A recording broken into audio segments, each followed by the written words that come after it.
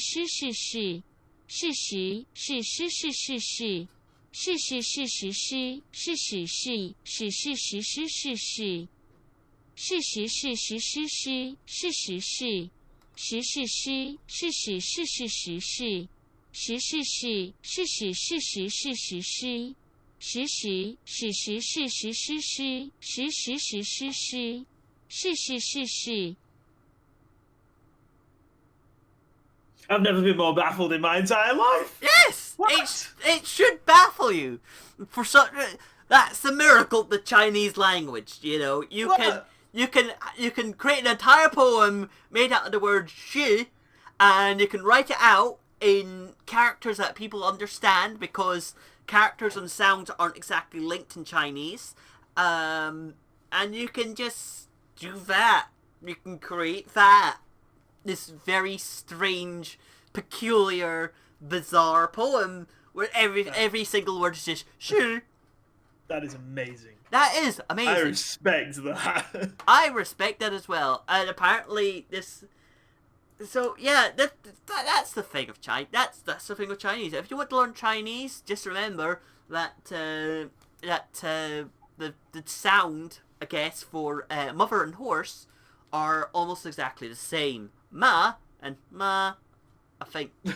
So be careful if you're talking to someone and they might think that you're calling their mother a horse. So I know that French has an example of that where if you say merci beaucoup, it's thank you, have a nice day, I think. But if you say merci beaucoup, it's thank you, nice ass. Now, I know that. like, here's the thing. There is actually a thing on TikTok where people go on to, like, go into like Google Translate and they find, wait, hang on a second, this word sounds similar in this language, this word sounds similar in this language, and they sort of write a sentence that makes sort of sense in English, but it's just sort of like meow meow meow meow meow meow meow meow meow meow meow meow meow meow. It's like a little bit like seashells on the seashore. Oh yeah, a bit like that. So basically, this is a Chinese tongue twister, and it's a tongue twister that just makes you just look and go, "I'm sorry, what? Explain." So yes, this has been hopefully, if the last episode. Before we finish, I've been holding on to a language fact for the entire episode. I don't know if you know it. Because ever since you mentioned a language fact, I have one. Oh no. Just one. Oh no.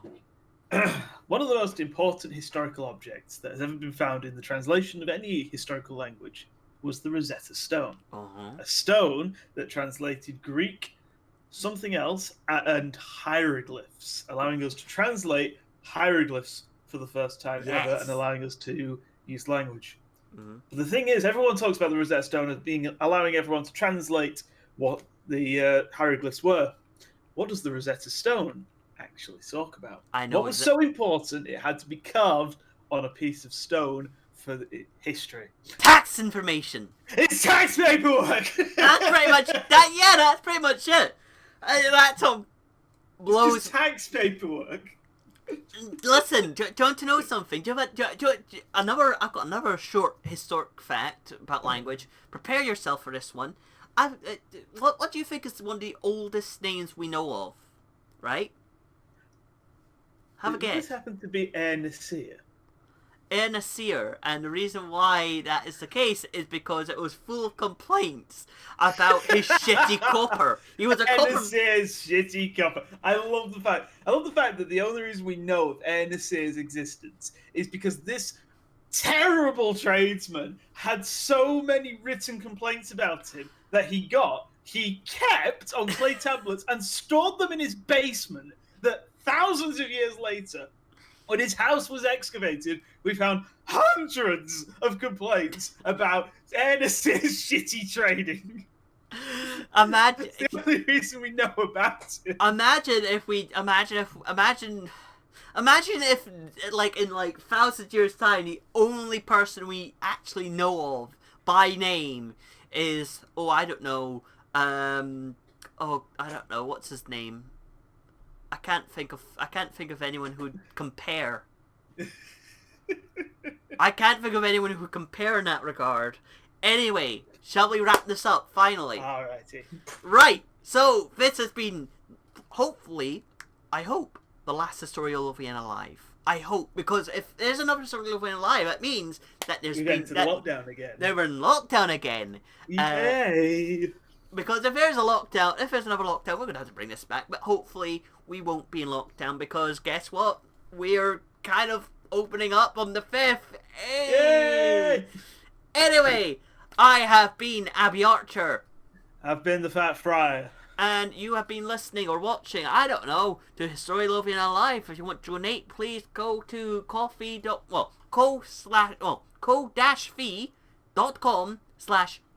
Lothiana. You better donate right now. Yes, and we will be back with normal videos, or at least I will be back with normal videos. I don't know. Yeah, about I'll just be working on my own. I'll just be working on my car on my own channel. Yes, Injuring myself constantly. What's your channel called? The Fat Fry Productions, and I have a series called Project Daily Drive, where I'm restoring a 1966 Morris Minor as my daily driver. Heck yeah! I say I'm restoring. The car's drivable now. It's just not finished. She'll never be finished. Yes. Well, if you want to see that, just Google Fat Fry Productions, and we will be hopefully I will be back with a new video. I won't spoil what the video's about, but there's a lot of but it'll be a gas. Ha! Ha! Anyway, thank you for watching, and hopefully we will see you next week. Goodbye. Bye.